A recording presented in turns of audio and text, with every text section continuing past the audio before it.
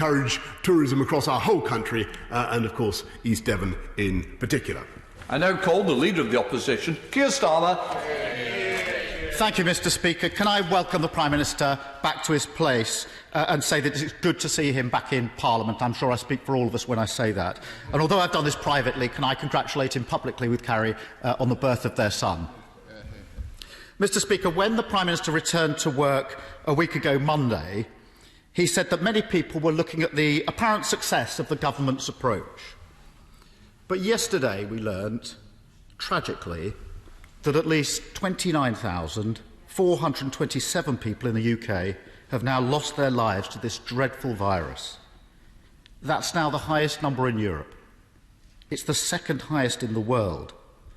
That's not success, or apparent success. So can the Prime Minister tell us how on earth did it come to this? I'm Minister.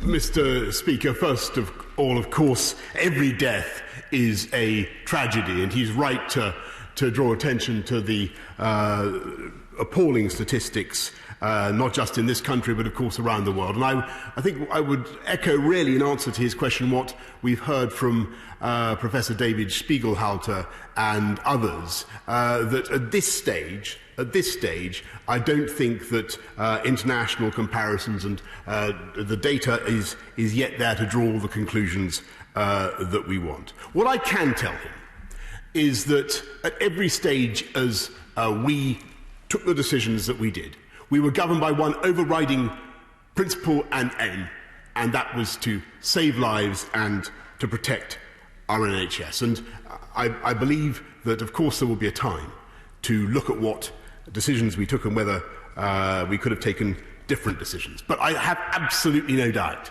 that what the people of this country want us to do now is, as I said just now, to suppress this disease, to keep suppressing this disease, and to begin the work of getting our country's economy back on its feet. And I look forward to working with him and colleagues around the House to do just that.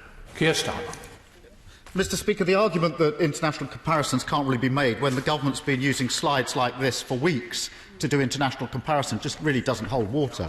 I'm afraid that many people are concluding that the answer to my question is that the UK was slow into lockdown, slow on testing, slow on tracing, and slow on the supply of protective equipment. And I want to go to yesterday's figures that show that whilst happily in hospitals it looks as though deaths are falling, deaths in care homes continue to go up. At the press conference last night, the Deputy Chief Scientific Advisor said, and I quote, "What this shows us is that there's a real issue that we need to get to grips with in relation to what's happening in care homes." I couldn't agree more. But 12 weeks after the Health Secretary declared that we're in a health crisis, I have to ask the Prime Minister, why hasn't the government got to grips with this already? Well, actually, Mr. Speaker, I mean, he's quite right, of course, to look at the crisis in care homes, and he's absolutely right to say that there's an epidemic going on in care homes, which is something I bitterly regret, and we've been working very hard for weeks to get it down. And a huge amount of effort has been gone into by literally tens of thousands of people to get the right PPE to care homes, to encourage workers in care homes to understand what is needed. And I can tell him, actually, that he's not right in what he just said about the state of the epidemic in care homes. As he looks at the figures, in the last few days, there has been a palpable improvement. We must hope that that continues, and we will ensure that it does continue. Keir Starmer. Mr. Speaker, I'm grateful for that. I was using the slide the government put up at its press conference last night, which shows, sadly, that, and I accept there's a lag to the 24th of April because of the reporting position, but that sadly deaths in care homes have been rising every time they've been reported by the ONS. And I have heard before from the First Secretary that numbers were falling. He said that a week ago Sunday. That's not borne out by these slides. We will wait to see what the next slides bring. Mr. Speaker, on the 30th of April, the government claimed success in meeting its 100,000 tests a day target. Since then, as the Prime Minister knows, the number has fallen back. On Monday, there were just 84,000 tests, and that meant 24,000 available tests were not used. What does the Prime Minister think was so special about the 30th of April that meant that testing that day was so high?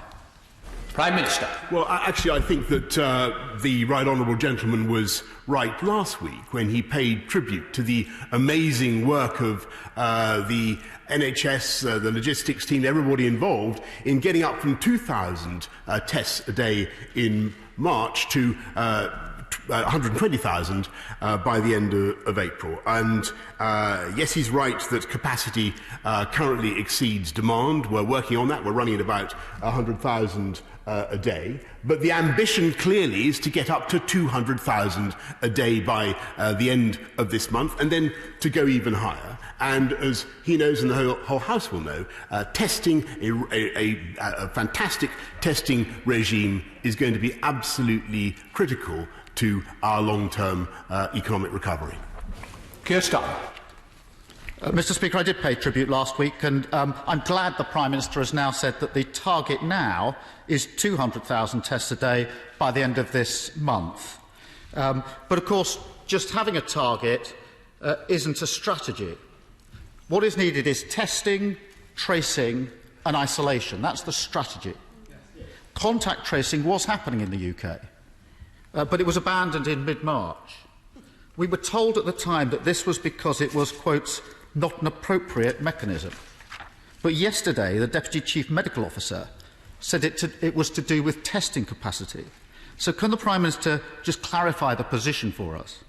Why was contact tracing abandoned in mid-March and not restarted sooner? Prime Minister. As I think is readily apparent, Mr. Speaker, to everybody who's studied the situation, and I think as the scientists would confirm, the difficulty in mid-March was that the tracing capacity that we had, and that had been useful, as he rightly says, in the containment phase of the epidemic, that capacity was no longer useful or relevant since the transmission from individuals within the UK meant that it exceeded our capacity then. Now, the value of the test tracking and tracing operation that we're setting up now is that as we come out of the epidemic and as we get the new cases down, we will have a team that will genuinely be able to track and trace hundreds of thousands of people across the country and thereby to drive down the epidemic. And so, I mean, to put it in a nutshell, it's easier to do now that we've built up the team on the way out than it was as the epidemic took off. And I think most people with common sense can see those particular difficulties that we had at the time. Keir Starmer.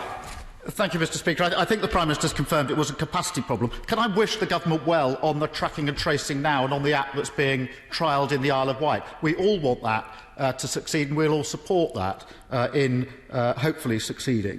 Can I turn to protective equipment, where clearly there are ongoing problems?